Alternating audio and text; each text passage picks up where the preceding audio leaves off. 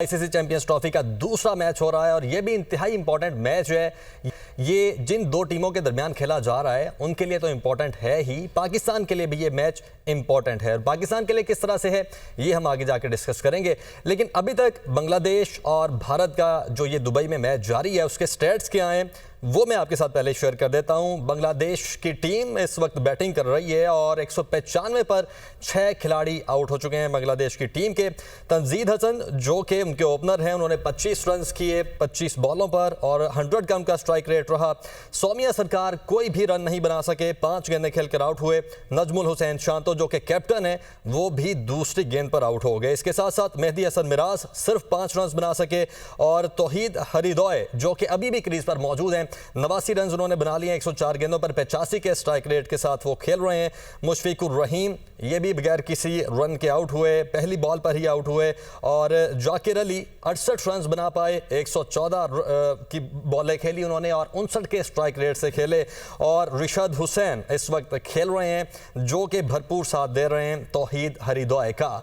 अब आज का ये जो मैच है इसमें बांग्लादेश की टीम ने अभी तक अगर हम स्कोर देखें तो 195 तकरीबन पीछे 6 ओवर बाकी हैं, 44.2 ओवर हो चुके हैं और 6 ओवर बाकी हैं। लेकिन जो स्कोर है इंडिया की टीम के लिए वो बहुत कम दिखाई दे रहा है। और अगर हम इंडियन बॉलिंग लाइन की बात कर लेते हैं तो अभी तक मोहम्मद शामी उन्होंने 8 ओवर्स करवा लिए हैं, 3 विकेटें उन्हें हासिल हुई हैं और 3 विकेटें हासिल करने में कामयाब रहे हैं। 44 रन उनको पड़ा, 5.5 की इकोनॉमी के साथ उन्होंने ये ओवर्स 8 करवाए हैं।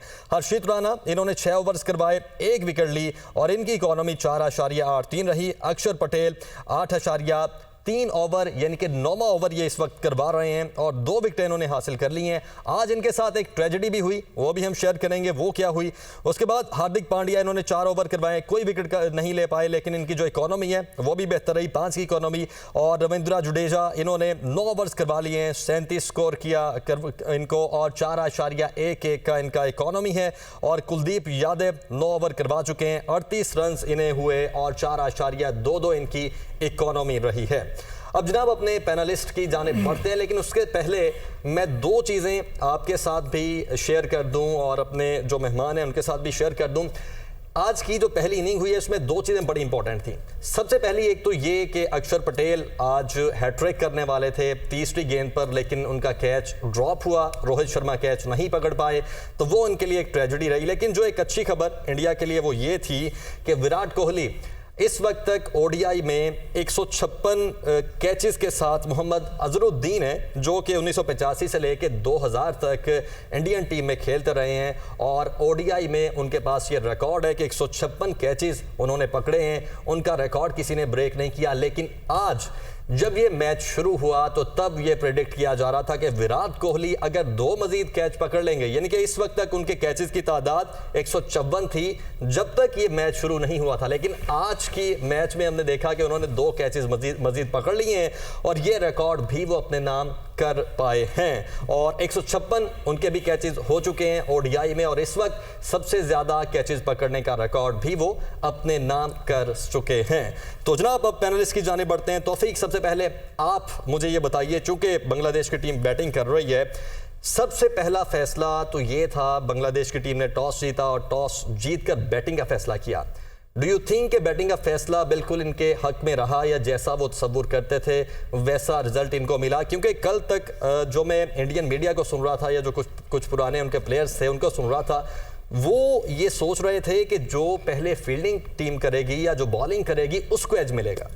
देखें, दुबई में नॉर्मली तो ये देखा गया है कि अंडर लाइट्स जो है वो बैटिंग ज़्यादा आसान होती है, वहाँ पे चेज जो है वो जो टीम, लेकिन हो सकता है कि जैसे ये विकेट जो है आप देखें बिल्कुल ग्रासलेस विकेट है और उन्होंने ये सोचा होगा कि ये सेकंड टाइम मज़ीद स्लोअर साइड पे ना जाए, तो उन्होंने उस चीज़ को मद्देनज़र रखते हुए आई थिंक उन्होंने कहा होगा कि हम पहले बैटिंग करते हैं, वो जो भी उनका थे, क्योंकि कंडीशंस जो होती हैं वो विकेट को देख के आप प्लान करते हैं, तो ऑब्वियसली उन्होंने शायद यही उनके माइंड में ये चीज़ होगी कि शायद स्लोअर साइड। लेकिन बिल्कुल नया पिच है, अभी तक इस पर मैचेस नहीं खेले गए तो स्विंग होने के चांसेस ज़्यादा थे। नहीं देखें, आप चाहे नया विकेट भी हो, लेकिन जो विकेट की कंडीशन होती है उसमें बिल्कुल ग्रास अगर नहीं है, बिल्कुल वो जिसको कहते हैं बिल्कुल चिट्टा विकेट, हम अपनी ज़बान में जिसको कहते हैं, तो वो अगर है तो ऑब्वियसली फिर सेकंड टाइम वो विकेट जो है वो मजीद स्लोअर साइड पे जाने के चांसेस होते हैं, जो कि मुझे लगता है कि उनके माइंड में यही चीज़ होगी जो उन्होंने पहले बैटिंग की है। दूसरा लेकिन यहाँ पर इंपॉर्टेंट चीज़ ये भी है कि रोहित शर्मा ने जब टॉस हारने के बाद उन्होंने बात की तो उन्होंने कहा कि अगर हम ये टॉस जीत भी जाते फिर भी हम फील्डिंग करते, तो इसका मतलब ये है कि दोनों टीमों में से किसी एक टीम की कैलकुलेशन ठीक नहीं थी। बिल्कुल, इसमें देखें रोहित शर्मा ने जो बात कही है कि अंडर लाइट्स यहाँ पे, क्योंकि अगर आप प्रीवियस मैचेस के यहाँ पे रिकॉर्ड देखें तो प्रेडिक्टेबल है। जी 240-50 रन हो जाते हैं, तो उसके बाद अगर ये अर्ली विकेट्स ले लेते हैं बांग्लादेश उनकी, तो एक दफ़ा इंडिया अंडर प्रेशर आएगा। ऐसा नहीं है कि ये विकेट इतना आसान नहीं है कि यहाँ पे इस तरह से खुले रन होंगे। ठीक, इरफान 214 रन हो चुके हैं, 7 खिलाड़ी आउट हैं, 45.3 ओवर्स हो चुके हैं। सबसे पहले तो आप यही बताइए कि जो फैसला बांग्लादेश की टीम ने किया टॉस जीतकर बैटिंग का फैसला, एज ए बॉलर आप देखते हैं वो ठीक था, या एज ए बॉलर जो रोहित शर्मा ने बात की कि अगर हम ये टॉस जीत जाते तो पहले हम फील्डिंग करते, पहले बॉलिंग करते, क्या सोच रहे थे रोहित शर्मा अगर वो पहले फील्डिंग करते? नहीं, असल में अगर देखा जाए बांग्लादेश ने जो अपनी स्ट्रेंथ है, जिस तरह उन्होंने देखा कि हमारे लिए चेज़ करना थोड़ा मुश्किल होगा, उनकी बॉलिंग थोड़ी अच्छी है, उनके जो फास्ट बॉलर वो भी अच्छे हैं और स्पिनर स्पेशली उनके पास अच्छे हैं। जिस तरह की दुबई की विकेट है, यहाँ पे स्पिन के लिए थोड़ा एज होता है कि आप वहाँ पे आपको थोड़ा ब्रेक मिलता है यहाँ से।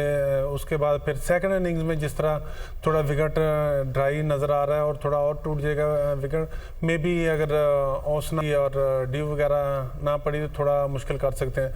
उन्होंने अपने डिसीजन के हिसाब से ठीक किया, और जिस तरह रोहित ने बोला कि हमने पहले बॉलिंग ही करनी थी, उनका यही है कि जिस तरह की उनकी लंबी बैटिंग है, वो अपनी जो स्ट्रॉन्ग एरिया है उसको पीछे रखना चाह रहे थे। अगर हमारी बॉलिंग अगर हो भी सके, थोड़ा रन ज़्यादा भी हो जाए, तो हमारी बैटिंग उनकी इस तरह की है कि उसको आराम से चेज़ कर सकते हैं। तो दोनों ने डिसीजन ठीक लिया। जिस तरह आपने देखे शुरू में उनके जो बॉलर्स हैं उन्होंने 4-5 टाइम पे आउट कर दिया, उसके बाद बांग्लादेश के बैट्समैनों ने बड़ा अच्छा खेला। जिस तरह ब्रेक हो रहा था उस टाइम पे, मैं एग्जैक्टली यही बात करना चाह रहा हूँ कि देखें जिस तरह से इंडियन बॉलर्स को पहले बॉलिंग करते हुए एज मिला, वैसे ही जो बांग्लादेश के बॉलर्स हैं उनको भी एज मिल सकता था। उनके पास भी 3 पेसर्स तो हैं कंप्लीट, लेकिन उनके कैप्टन का वही था, वो तो पहले बैटिंग इसलिए मे बी उनके जहन में हो कि हमारी बैटिंग थोड़ी वीक है, हमारी बॉलिंग अच्छी है, तो सेकंड टाइम हम ज़्यादा बेहतर बॉलिंग करेंगे तो थोड़ा स्कोर कम भी होता, हमारी जो है बॉलिंग वो इसको मतलब कि जल्दी आउट कर लेंगे